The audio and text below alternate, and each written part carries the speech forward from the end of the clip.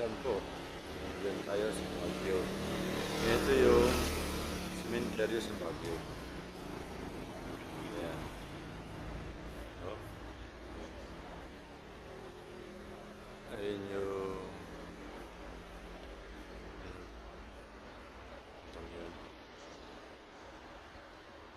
Ayun yung radar sa Baguio. Ito cemetery ito eh. Ayan, cemetery yan.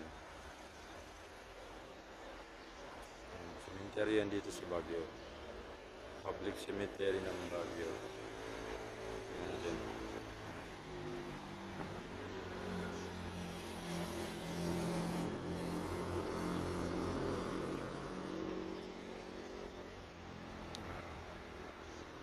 Dito yan ang okay. Diba? Ayos yung view niya. Ang lamig.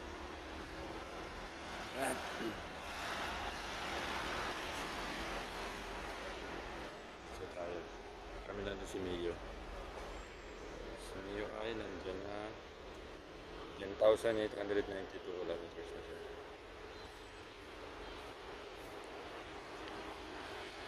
Tingnan natin ulit ang